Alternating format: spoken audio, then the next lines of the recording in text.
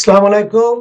আপনাদের সকলকে আমি আমন্ত্রণ জানাচ্ছি আজকের ক্রিমিনাল ল এর উপর এই আইন বিষয়ক অনুষ্ঠান ক্রিমিনাল জাস্টিস প্রোগ্রাম দেখবার জন্য। আমি আজম এন্ড কো সলিসিটর এর প্রিন্সিপাল সলিসিটর শাফিউল আজম। ক্রিমিনাল জাস্টিস প্রোগ্রাম অনুষ্ঠিত হয় রোববার দুপুর 12:30 থেকে 2টা পর্যন্ত। রোববার দিন আমি প্রোগ্রাম করি, লাইভ প্রোগ্রাম। আমি আসি এবং তার পরের দিন সোমবার কাল সকাল 9:30 থেকে 11টা পর্যন্ত এই প্রোগ্রামটা আবার পুনঃপ্রচার করা হবে, অর্থাৎ রিপিট দেখানো হবে। সুতরাং রোববার দুপুর 12:30 থেকে 2টা এবং সোমবার সকাল 9:30 থেকে 11টা পর্যন্ত আপনারা আজ এবং কাল এই প্রোগ্রাম দেখতে পারেন। এর পরের উইকেন্ড আমি গ্যাপ নিই, এটা অল্টারনেট উইকেন্ড আমি করি ফোর্টনাইটলি। তারপরে এক সপ্তাহ গ্যাপ হওয়ার পরে ফলোইং উইকে আমি আবার লাইভ প্রোগ্রামে চলে আসবো। আমি কনফিডেন্সিয়ালিটি ব্রিচ হওয়ার রিস্ক থাকে বলে, কারণ মানুষের ক্রিমিনাল কেসের মামলার বিষয়াদি টেলিভিশনের মধ্যে বললে এটা অন্যান্যদের জানা হয়ে যাবে, যেহেতু এগুলো পুলিশ প্রসিকিউশন করে, পুলিশবাদী কেস। সুতরাং আমি এই কনফিডেন্সিয়ালিটির ব্রিচের রিস্ক থাকে বলে আমি লাইভ প্রোগ্রামে কোনো প্রশ্নাদি নিই না। এবং নিয়মিত আমি প্রত্যেক দিন প্রোগ্রামের পরে আমার কাছে অনেকটা ফোন আসে, অনেকে ফোন করে, আমি সেটা সময়টা আমি দিই। আপনারা ফোন করবেন দুপুর 2টার পরে, যখন প্রোগ্রাম শেষ হয় তখন আপনাদের কোনো প্রশ্ন থাকলে সেগুলোর আমি উত্তর দিব। আমি এই প্রোগ্রামটার মধ্যে যেহেতু ক্রিমিনাল ল বিষয়ে আলোচনা করি, আমি এই প্রোগ্রামের মধ্যে এক একটা টপিক ঠিক করি কোন বিষয়ে আলোচনা করব। আজকে অনেকগুলো ছোটখাটো জিনিসগুলা, স্মল স্মল ম্যাটার, যেগুলা সবাই জানা থাকা উচিত, যে আপনারা ক্রিমিনাল ল সলিসিটর চেঞ্জ করতে হলে কোর্টের অর্ডার লাগবে এবং এটা আপনি চাইলেই চেঞ্জ করা যাবে না। সুতরাং এগুলো বিভিন্ন স্টেজ আছে, কখন আপনি এগুলোর উপর বলবো এবং কখন আপনাদের লিগাল অ্যাডভাইস সিক করা দরকার সেগুলোও বলবো। এবং আপনার আমি আরো টপিক আছে যে মিটিগেটিং সার্কামস্ট্যান্সেস এবং আপনার অ্যাগ্রাভেটিং সার্কামস্ট্যান্স, কোন কোন কাজগুলো করলে অপরাধের মাত্রাগুলো বেড়ে যাবে এবং কোন কোন কাজগুলো করলে অপরাধের মাত্রাটা একটু কম হবে এবং সাজাটাও কম হবে। এগুলো কয়েকটা বিষয়ের উপর আমি আজকে আলোচনা করব। I am going to talk about the general principles of criminal law in this program. Every case has its own facts, merits, and demerits. If you are facing a criminal investigation or concerned about something that involves the police, always seek advice from a specialist criminal defense solicitor. আপনাকে police যদি arrest করে, সেটা কাজের জায়গা থেকে হোক, ঘর থেকে হোক, রাস্তা থেকে হোক, যেখান থেকে হোক, পুলিশ স্টেশনে নিয়ে যায়, তাহলে সাথে সাথে দেরি না করে আপনার পছন্দের একজন অভিজ্ঞতা সম্পন্ন ক্রিমিনাল ল সলিসিটরের সাথে যোগাযোগ করে আপনি ইন্টারভিউটা ফেস করবেন। মনে রাখবেন, এই ইন্টারভিউর মধ্যে যেগুলো বলবেন সেগুলো অত্যন্ত গুরুত্বপূর্ণ, এই জন্য আপনি অ্যাডভাইস সিক করবেন। যদি সম্ভব নাও হয় তাহলে আপনি ইন্টারভিউর পরে আপনার মানে যত তাড়াতাড়ি সম্ভব একজন লয়ারের সাথে যোগাযোগ করে কি কি প্রশ্ন আপনাকে পুলিশ করেছে এবং আপনার উত্তর কি কি দিয়েছেন এগুলো সব রিভিউ করবেন, which is very very important also. আমি আমার বক্তব্যগুলো বাংলায় এবং ইংরেজিতে মিশিয়ে বলবো যাতে সবাই বুঝতে সুবিধা হয়। প্রথম যেটা আমি দেখি, আমার কাছে প্রায় অনেকেই ফোন করে বিভিন্ন জায়গা থেকে ইংল্যান্ডের, যে তারা সলিসিটর চেঞ্জ করতে চায় অথবা তারা সলিসিটর খুঁজে পাচ্ছে না। প্রথমে যেটা বলবো, আপনাকে যখন সলিসিটর খুঁজে বের করতে হবে ক্রিমিনাল ল সলিসিটর, আপনি কি করবেন? আপনাকে দেখতে হবে যারা ক্রিমিনাল লয়ের উপরে specialist, what to look for when choosing a criminal lawyer. Criminal defence solicitor খুঁজে বের করতে হলে কি কি আপনাকে দেখতে হবে? You have to look for someone who specializes in the criminal law. আপনি সার্চ করবেন ইন্টারনেটের মধ্যে ক্রিমিনাল ডিফেন্স সলিসিটার, আপনি বলতে পারেন বেঙ্গলি স্পিকিং ইন লন্ডন। এভাবে দিলে তো হয়তো আপনার দুই চারজনের নাম, হয়তো দুই একজনের নাম হয়তো আসতে পারে, কিন্তু বেঙ্গলি স্পিকিং দিলে হয়তো আপনি পাবেন না বেশি, কারণ এখানে বাংলাদেশি লয়াররা যারা আছে প্রায় সবাই ইমিগ্রেশন ল প্র্যাকটিস করে। আমি একমাত্র আছি, প্রায় দীর্ঘ 26 বছর 27 বছর ধরে আমি ক্রিমিনাল ল এর উপর প্র্যাকটিস করে আসছি, এবং এখন মনে হয় দুই একজন হয়েছে। সেটা আপনাকে খুঁজে বের করতে হবে, খুঁজে ইন্টারনেটের মধ্যে সার্চ করতে হবে।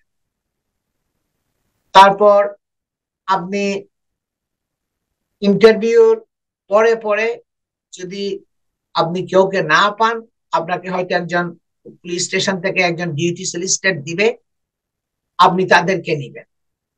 ওরা যদি আপনাকে সময় না দেয়, যেটা সব সময় আমার কাছে আসে যে আমাকে তো কোনো সময় দেয় নাই, হ্যাঁ, আমি তো কোনো কিছু ডিসকাস করতে পারি নাই, আমাকে এমনিতে ইন্টারভিউ রুমে নিয়ে গেছে এবং আমি মনে হয় অনেক ভুল ভ্রান্তি গুলো করছি, তখন এটা আপনার দরকার ইন্টারভিউর পরে পরেই আপনি যোগাযোগ করবেন আমার সাথে হোক বা যার সাথে হোক। তখন আপনি রিভিউ করতে পারবেন ইন্টারভিউতে কি প্রশ্ন করেছে এবং আপনি কি উত্তর দিয়েছেন সেগুলো।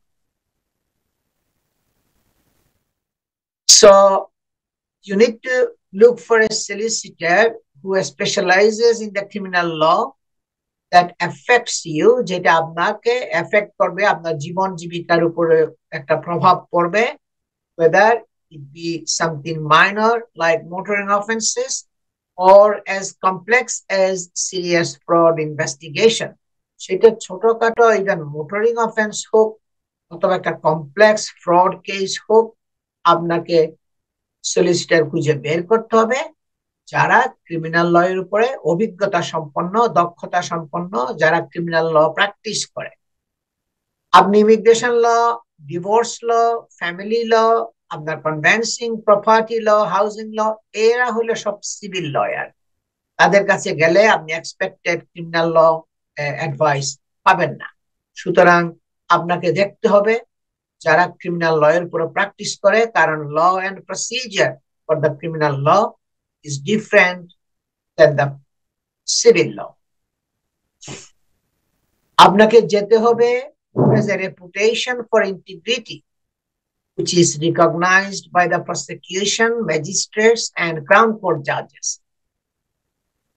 যাদের একটা সুনাম আছে, একটা খ্যাতি আছে এই লিগ্যাল কমিউনিটির মধ্যে, তাদের ইন্টিগ্রিটির জন্য, তাদের সফলতার জন্য, যেটা আপনার রিকগনাইজড বাই দা আপনার prosecution, the police, by the magistrates and crown court judges.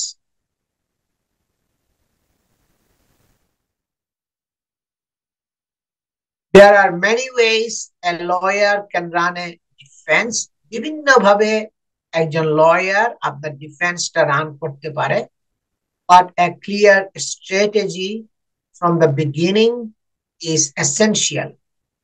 কিন্তু একটা clear strategy from the beginning is essential, খুবই অত্যাবশ্যক, অপরিহার্য ফর এ সাকসেসফুল আউটকাম। আপনি যদি একটা গুড রেজাল্ট আনতে চান আপনার কেসের উপরে, এটা অত্যন্ত গুরুত্বপূর্ণ। একটা একটা ক্লিয়ার একটা কৌশলগত দিকগুলো ঠিক রাখতে হবে এবং একটা প্ল্যান করতে হবে কিভাবে আপনার কেসটাকে প্রোগ্রেস করতে হবে সেটার উপরে। and tactics will need to be discussed and the pros and cons of different strategies evaluated. যে আপনার পজিটিভ সাইড গুলো কি কি আছে আপনার কেসে, নেগেটিভ সাইড গুলো কি কি আছে, এগুলো সব আপনার সাথে আপনার লয়ারকে মানে সবগুলো মূল্যায়ন করতে হবে, সবগুলো ডিসকাস করতে হবে।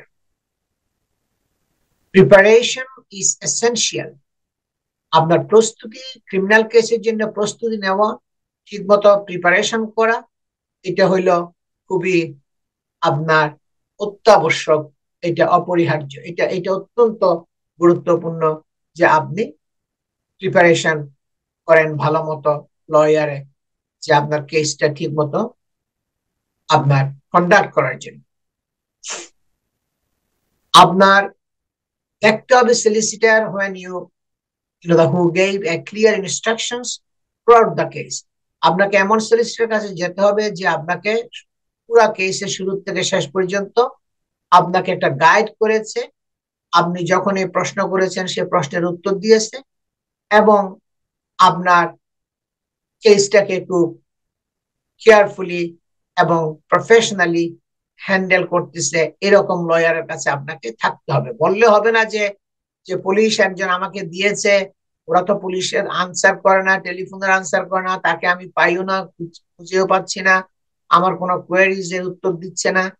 এগুলো আপনি বললে হবে না, কারণ এটা আপনার কেস, আপনাকেই লুক আফটার করতে হবে। আপনাকে দেখতে হবে যে লয়ার আপনার কোয়েশ্চেনের প্রশ্নাদির উত্তর দিবে এবং আপনাকে একটা মেন্টালি একটা শান্তির মধ্যে রাখবে, একটা পিসফুল এবং একটা ইজের মধ্যে রাখবে at a very stressful time and difficult time, not only for yourself but for your family also. এই কঠিন সময়ে আপনার এবং আপনার পরিবারের, এই সময়ে যে আপনাকে শুনবে এবং আপনার প্রশ্নাদির উত্তর দিবে, এই ধরনের লয়ারকে আপনাকে খুঁজে বের করতে হবে এবং দেখতে হবে তার solicitor who will fight for your case to keep you out of this custody and expertly handle your case and will have sympathetic approach to your situation. দেখতে হবে আপনাকে যে লয়ার আপনাকে কাস্টডিতে, প্রিজন থেকে বেরে রাখার, বাইরে রাখার, প্রিজনে যেন আপনাকে থাকতে না হয়, এটার জন্য সচেষ্ট থাকে এবং আপনাকে আপনার কেসটা একটা সিম্প্যাথেটিক, একটা সহানুভূতিশীল, আপনি একটা কঠিন অবস্থার মধ্য দিয়ে যাচ্ছেন, কারণ আপনি যদি কনভিকশন হয় আপনার হয়তো লং একটা সেন্টেন্স হতে পারে এবং আপনাকে প্রিজনে যেতে হবে। সুতরাং আপনাকে দেখতে হবে যে সলিসিটর আপনার সাথে একটু সহানুভূতিশীল হয়, সিম্প্যাথেটিক অ্যাপ্রোচ নিয়ে কেসটা করতেছে, সবগুলো শুনতেছে এবং সময় দিচ্ছে। এগুলো সব দেখতে হবে যখন আপনি ক্রিমিনাল ল সলিসিটর খুঁজে বের করবেন। এগুলো আমি কয়েকটা পয়েন্ট দিলাম, সুতরাং বুঝতে যেন সুবিধা হয়। আর একটা প্রশ্ন আসে, when should I seek advice? কখন আমি লিগ্যাল অ্যাডভাইস সিক করব ক্রিমিনাল কেসের জন্য? যেটা আমি বলি সব সময়, there is no stage that is too early or too late to seek legal advice. এখানে কোনো অনেক আর্লি হয়ে গেছে লিগ্যাল অ্যাডভাইস সিক করার জন্য অথবা টু লেট হয়ে গেছে এরকম বলতে কোনো কথা না। কিন্তু if you consider yourself to be in trouble, if you consider আপনার যদি একটা ট্রাবলের মধ্যে আছেন, পুলিশের সাথে এই ধরনের মনে করেন, তখন the earlier you get an experienced legal representative on board, the more likely you are to avoid mistakes at the beginning of the proceedings. তাহলে আপনার শুরু থেকেই যদি আপনি একজন অভিজ্ঞতা সম্পন্ন, দক্ষতা সম্পন্ন ক্রিমিনাল ডিফেন্স সলিসিটরকে এনগেজ করেন এবং যখনই আপনি বুঝতে পারবেন যে আপনি একটা ট্রাবলের মধ্যে আছেন, পুলিশ আপনাকে এনি টাইম অ্যারেস্ট করতে পারে, এনি টাইম খোঁজ করবে, আপনাকে নিয়ে যাবে পুলিশ স্টেশনে অথবা ফোন করে বলবে তুমি আসো, তোমাকে আমরা ইন্টারভিউ করতে চাই, তখন আপনাকে ওই স্টেজে আপনাকে মানে সিট করতে হবে লিগ্যাল অ্যাডভাইস একজন অভিজ্ঞতা সম্পন্ন লয়ারের সাথে। কারণ এই আর্লি স্টেজে করলে কোনো ভুলভ্রান্তি হওয়ার সম্ভাবনা থাকবে না। যখন এই কেস কোর্টে যাবে তখন এটা শুরু থেকে আপনার একজন এক্সপার্ট লয়ারের সুপারভিশনে, কন্ট্রোলের মধ্যে কেসটা থাকবে এবং ভুলভ্রান্তি হওয়ার সম্ভাবনাটা আর থাকবে না। তারপরে আমি বলবো আরেকটা খুবই ইম্পর্টেন্ট আপনার টপিক, সেটা হচ্ছে can I change my criminal defence solicitor, যে আমি আমার ক্রিমিনাল ল সলিসিটর চেঞ্জ করতে পারবো কিনা। এখানে সমস্যা আছে। if your solicitor are being handled funded by legal aid, যে আপনাকে পুলিশ স্টেশনে গেছে বা কোর্টে গেছে, আপনি পাবলিক ফান্ডিং নিয়েছেন, আপনার কোর্টের অ্যাপ্রুভাল লাগবে, you will have to get the approval of the court for legal aid to be transferred to your new farm of solicitor. আপনার নতুন ফার্মের মধ্যে ট্রান্সফার করার জন্য আপনাকে এটা কোর্টে অ্যাপ্লিকেশন করতে হবে। কোর্টের কাছে দরখাস্ত করতে হবে যে আমি চাই আমার সলিসিটর চেঞ্জ করতে। You will usually have to give good reasons, আপনাকে ভালো রিজন দিতে হবে কেন আপনি সলিসিটর চেঞ্জ করতে চাচ্ছেন, কি কারণে। কারণ এমনি বললেই আপনি চেঞ্জ করতে পারবেন না। as to why you no longer want your current solicitor to represent you, এটা একটা কনভিনসিং গুড রিজনস আপনাকে দিতে হবে আপনি যদি চেঞ্জ করতে চান। The longer you leave a request to transfer solicitors, the greater chance you have of your application to transfer being refused. যত বেশি দেরি করবেন আপনি রিকোয়েস্টটা, তত ট্রান্সফার সলিসিটরের অ্যাপ্লিকেশনটা আপনার রিফিউজ হওয়ার চান্স থাকবে বেশি। যত দেরি করবেন তত বেশি আপনার রিস্ক হয়ে যাবে যে আপনাকে কেস ট্রান্সফার করতে দিবেন না অন্য একজন সলিসিটরের কাছে। সুতরাং আমি যেটা সবসময় বলি যে আপনাকে যখন পুলিশ স্টেশনে ইন্টারভিউ করে তখন তো আপনি বুঝতে পারবেন ওই লয়ার আপনাকে যথেষ্ট সময় দিয়েছে কিনা, আপনার সাথে মিটিং করেছে কিনা, আপনার বক্তব্যগুলো শুনছে কিনা, সবগুলো আপনাকে মানে পজিটিভ নেগেটিভ সাইড গুলো ডিসকাস করছে কিনা এবং আপনাকে ফুললি প্রিপেয়ার করে ইন্টারভিউতে নিয়ে গেছে কিনা, এগুলো তো আপনি বুঝতে পারবেন শুরুতেই তখন থেকে। আর তখন যদি আপনি দেখেন যে সে এগুলো করে নাই, তখন আপনাকে খুঁজে বের করতে হবে, আর একজন সলিসিটরের সাথে টেলিফোনে কথা বলতে হবে কারা আপনার কেসটা টেক ওভার করতে পারবে।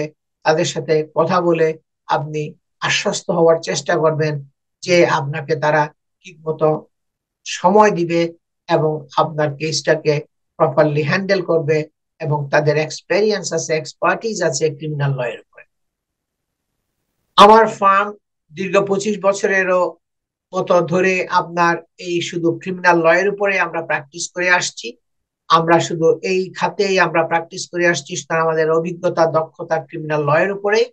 আমি আমার অনেক বড় বড় কেস গুলো এই দেশের মধ্যে মানে যে বিভিন্ন নিউজ মিডিয়াতে পাবলিশ হয়েছে এবং বিবিসি এবং অন্যান্য আপনার মিডিয়াতে এগুলো প্রচার হয়েছে এবং পাবলিশ হয়েছে, কারণ এগুলো অনেক বড় ল্যান্ডমার্ক কেস।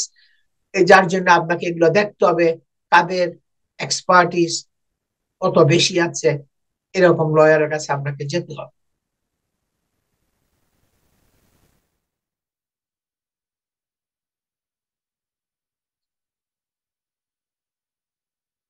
এবং সবসময় আপনাকে আরেকটা জিনিস খেয়াল রাখতে হবে ক্রিমিনাল কেসের জন্য একটা বেশি বেশি দরকার যে মনে রাখা যে অনেকগুলোকে বলা হয় অ্যাগ্রেভেটিং ফ্যাক্টরস এবং আর কতগুলো আছে মিটিগেটিং ফ্যাক্টরস।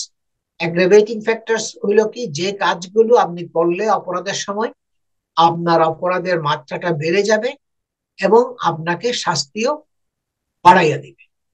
আর মিটিগেটিং ফ্যাক্টরস হচ্ছে যেগুলো যেগুলো করলে আপনার অপরাধের মাত্রাটা একটু কম হবে এবং শাস্তিটাও আপনাকে কমাইয়া দিবে, এগুলোকে মিটিগেটিং ফ্যাক্টরস বলা হয়। সো অ্যাগ্রেভেটিং ফ্যাক্টরস এবং মিটিগেটিং ফ্যাক্টরস এগুলো বোঝা খুবই দরকার, কারণ এগুলোর উপরে নির্ভর করে আপনার শাস্তিটা বেশিও হতে পারে এবং শাস্তিটা কমও হতে পারে।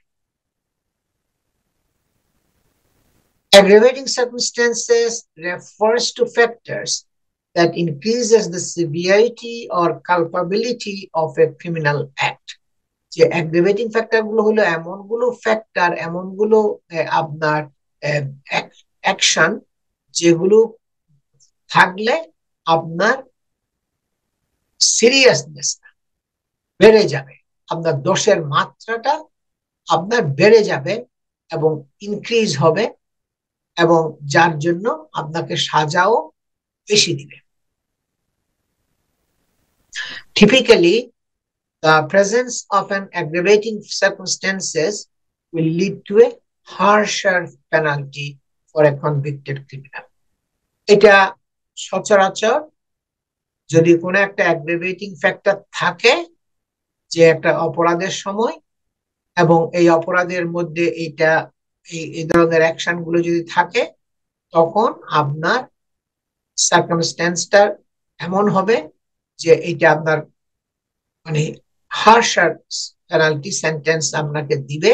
আপনি যদি কনভিক্টেড হয়ে যান তখন আপনাকে শাস্তিটা অনেক বেশি দরে দিবে। মনে করেন আপনি রাস্তার মধ্যে একজনের সাথে ধাক্কাধাক্কি হইলো, সে একটা ঘুষি মারছে, আপনি পট করে আপনি পকেট থেকে ছুরি বের করে তাকে আপনি ছুরিকাঘাত করলেন। এটা তো আপনার অনেক বেশি মাত্রায় হয়ে গেছে। যেটা একটা পরিমিত পরিমাণ যেটা করার দরকার ছিল আপনাকে সেভ করার জন্য, সেটা সেভটা না করে আপনি মাত্রাটা বাড়াইয়া দিচ্ছেন, আপনি একটা এক্সেসিভ অ্যাকশন নিয়েছেন, যেটা আপনার জন্য অ্যাগ্রাভেটিং ফ্যাক্টর হয়ে দাঁড়াবে। কারণ এটা আপনার যেটা যতটুকু করা ছিল তার চাইতে আপনি অনেক বেশি করছেন। আপনার মনে করেন একজনের সাথে মারামারি হলো, তখন আপনি মানে সে আপনি মানে তাকে ঘুষি মারছেন, এবং ঘুষি মারার সময় আপনি তারে বললেন ইউ ব্ল্যাক বাস্টার্ড।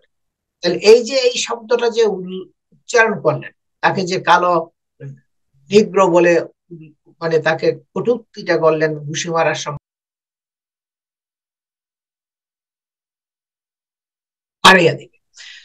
আমি শর্ট একটা ব্রেকে যাচ্ছি, ব্রেকের পরে আমি আবার ফিরে আসছি, আরো অনেকগুলো জিনিসের উপরে কন্টিনিউ করব, মিটিগেটিং ফ্যাক্টরস এবং অ্যাগ্রিভেটিং ফ্যাক্টরস এর উপরে। আমি আজাম এন্ড সেলিস্টার্স এর প্রিন্সিপাল সেলিস্টার শফিউল আজম, সবাই আমার সাথেই থাকুন।